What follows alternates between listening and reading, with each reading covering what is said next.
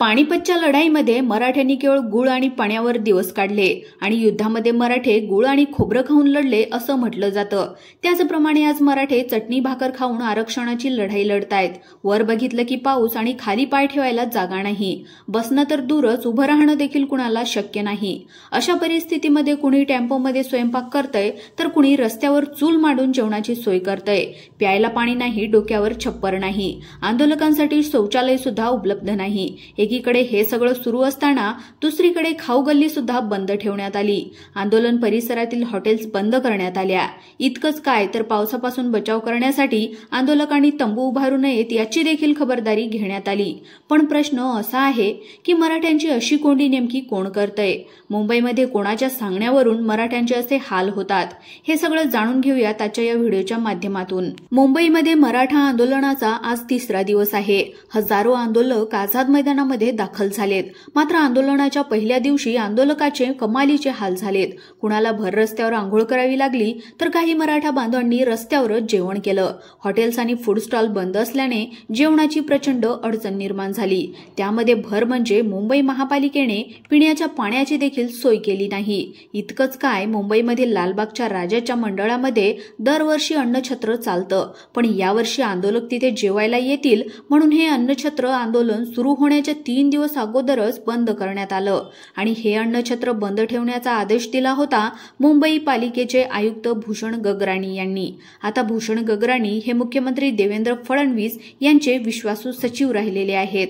त्यामुळे फडणवीसांच्या गुडबुक्समध्ये राहण्यासाठीच मराठ्यांची अशी कोंडी सुरू आहे का, असा गंभीर प्रश्न उपस्थित होतोय। आणि अशा परिस्थितीमध्ये फेसबुकवर भैया पाटील यांची एक पोस्ट प्रचंड व्हायरल होतेय। त्यामध्ये भैया पाटील म्हणतायत की मुंबई महापालिकेने तोंडी आदेश काढून यांनी मराठ्यांचे अन्न पाणी वीज रोखली। मुंबईची महापालिका आयुक्त भूषण गगराणी हे मुख्यमंत्री देवेंद्र फडणवीस यांचे मुख्य सचिव होते। यांनी मुख्यमंत्री फडणवीस यांना खुश करायला मराठ्याचे अन्न पाणी बंद केले।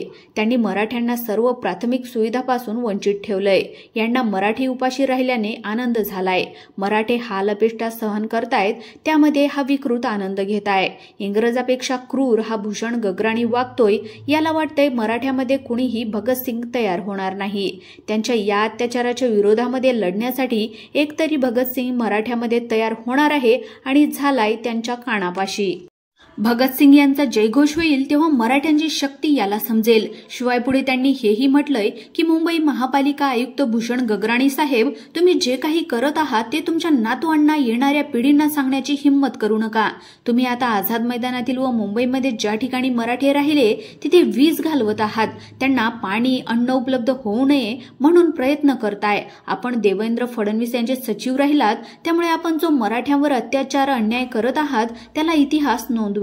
आपण मराठी मुंबईत आल्याच्या नंतर त्यांना अत्यंत वाईट वागणूक देऊन त्यांच्यासोबत अमानवी व्यवहार केलाय। तुमच्या मनामध्ये मराठा समाजाच्या बद्दलचा द्वेष आहे का? तुम्ही लक्षात घ्या, मराठा समाज तुमच्या शक्तीने संपवणार असाल पण आमच्या पुढील पिढ्या तुम्हाला सोडणार नाहीत। तुम्ही फडणवीस यांच्या आदेशाचे असे नीच कृत्य करत आहात की देवेंद्र फडणवीस यांना खुश करायला स्वतःहून तुम्ही नीच वागत आहात। गगराणी साहेब, तुम्ही विकृत वागताय। तुमच्या विकृतीला मराठा समाजातील एखादा भगतसिंग येऊन ठेचून काढेल। मला वाटलं की तुम्ही एक निरपेक्ष, चांगले अधिकारी असावेत, पण तुम्ही कार्यकर्ते निघालात। आदेश घेऊन मराठ्यांना मरण यातना देत आहात। याचा हिशोब होईल। लाईट बंद केली, पाणी बंद केले, जेवण बंद केले, स्वच्छतागृह बंद केली। मराठा समाज तुमच्या अत्याचाराविरुद्ध टिकणार आणि लढणार। आमच्या येणाऱ्या पिढ्या तुम्हाला लक्षात ठेवणार। अशा निर्धाराने आझाद मैदानामध्ये बसलेले मराठा बांधव मुंबई महापालिकेच्या कारभाराविषयी तीव्र संताप व्यक्त करतायत। आंदोलक कालपासून आझाद मैदान आणि सीएमटी परिसरामध्ये ठाण मांडून बसलेत। मात्र इथे शौचालयामध्ये काल रात्रीपासून पाणी नाही, पिण्याचं पाणी नाही, साधा तंबू सुद्धा नाही। आंदोलकाच्या मूलभूत गरजाही महानगरपालिकेने पूर्ण केल्या नाहीत। शौचालयामध्ये पाणी उपलब्ध नसल्याने एक मराठा बांधवांनी ट्रकभर बिस्लरीच्या बाटल्या आणल्यात। त्या बाटल्या घेऊन आंदोलक शौचालयामध्ये जात होते अशी माहिती आंदोलनकर्त्यांनी दिली आहे। आझाद मैदानामध्ये सर्वत्र पाणी तुंबलंय, आम्ही जणू समुद्रात राहतोय असं वाटतंय। आम्ही रात्रभर जागरण केलं, एकही मराठा बांधव झोपला नाही. पावसामुळे आमचे सगळे कपडे ओले झाले होते, अंगावर घ्यायला कोरडं कापडही उरलं नव्हतं, असं सुद्धा एका आंदोलकाने सांगितलं. पण मंडळी, प्रश्न असा आहे की आंदोलनाची ही परिस्थिती निर्माण होण्याला जबाबदार कोण आहे? मुंबई महानगरपालिकेचे आयुक्त भूषण गगराणी यांनी पाणी, वीज, शौचालय आणि तंबू यांसारख्या मूलभूत सुविधा का रोखल्या? आंदोलकांना जगण्याचा प्राथमिक गरजाही नाकारून नेमका कोणता संदेश देण्याचा प्रयत्न केला जातोय? दुसरीकडे मुख्यमंत्री देवेंद्र फडणवीस यांची इथे जबाबदारी ठरते, कारण की गृहमंत्री म्हणून कायदा व सुव्यवस्था राखणं, आंदोलकांचे संरक्षण करणं आणि त्यांना आवश्यक सुविधा उपलब्ध करून देणं ही त्यांची थेट जबाबदारी आहे. मग प्रश्न असा आहे की मुख्यमंत्री फडणवीस यांनी मराठा बांधवांच्या या हालअपेष्टा थांबवण्यासाठी खरंच काही पावलं उचलली का, की उलट गुड बुक्समध्ये राहण्यासाठी सरकारचे अधिकारी आंदोलकांना कोंडीत पकडताय? दरम्यान आंदोलनाच्या तोंडावर मराठ्यांना वेठी धरणारे महानगरपालिकेचे आयुक्त नक्की आहे तरी कोण? इक्बाल सिंग चहल यांना मुंबई महापालिका आयुक्त पदावरून हटवल्याच्या नंतर त्यांच्या जागी अधिकारी डॉक्टर भूषण गगराणी यांची नियुक्ती करण्यात आली होती. भारतीय प्रशासन सेवेतील 1990च्या बॅचचे अधिकारी असलेले गगराणी हे संपूर्ण भारतातून 3ऱ्या क्रमांकाने उत्तीर्ण झाले होते. विशेष म्हणजे मराठी भाषा घेऊन IAS परीक्षेमध्ये यश मिळवणारे ते देशातील पहिलेच अधिकारी आहेत. त्यांची शैक्षणिक कारकीर्द पाहिली तर कोल्हापूरच्या शिवाजी पीठातून त्यांनी वाणिज्य शाखेची पदव्युत्तर मिळवली आहे. त्याचबरोबर इतिहास विषयामध्ये त्यांनी MA केले आहे. नागपूर विद्यापीठातून त्यांनी कायद्याची पदवी संपादन केली, तर लंडनमधील बर्मिंगहॅममधून विद्यापीठातून प्रशासन विषयामध्ये व्यवस्थापनाची पदव्युत्तर केली आहे. याशिवाय मुंबई विद्यापीठातून त्यांनी PhD मिळवली आहे. प्रशासकीय सेवेमध्ये आल्याच्या नंतर सुरुवातीची 2 वर्ष गगराणी यांनी भूमी महसूल व्यवस्थापन, जिल्हा प्रशासन आणि विकास प्रशासनाशी संबंधित महत्त्वाची कामे पाहिली. छत्रपती संभाजीनगर येथे जिल्हा परिषदेचे मुख्य कार्यकारी अधिकारी, पुणे येथे युवक कल्याण आणि क्रीडा विभागाचे संचालक, सिंधुदुर्ग येथे जिल्हाधिकारी म्हणून काम पाहिले.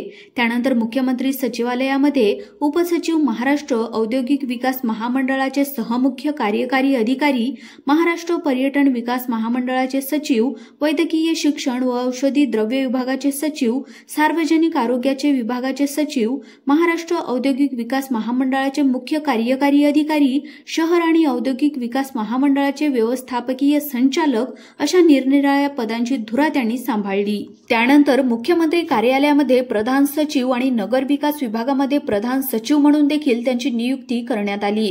बृहन्मुंबई महानगरपालिकेमध्ये नियुक्त होण्यापूर्वी डॉक्टर भूषण गगराणी मुख्यमंत्री कार्यालयामध्ये अतिरिक्त मुख्य सचिव या पदावर कार्यरत होते. तसेच त्यांच्याकडे नगरविकास, जलसंपदा आणि मराठी भाषा या विभागांची देखील जबाबदारी होती आणि सध्या ते मुंबई महानगरपालिकेमध्ये आयुक्त आहेत. मंडळी, या दरम्यान मराठा समाजाच्या हातात अन्न आहे ना पाणी ना निवारा, तरी सुद्धा ते लढत आहेत.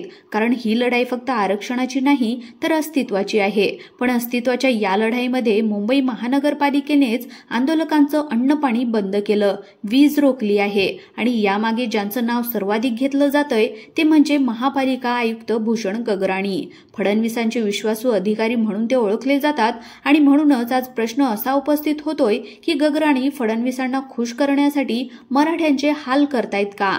मराठा समाजाला तोडगा हवा, आश्वासन नव्हे.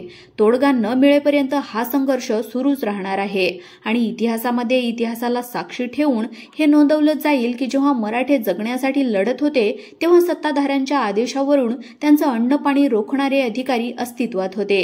बाकी या सगळ्या घटनेवर तुमचं काय मत आहे कमेंट करून नक्की सांगा आणि सोबतच आपल्या YouTube चॅनलला देखील सबस्क्राईब नक्की करा. धन्यवाद.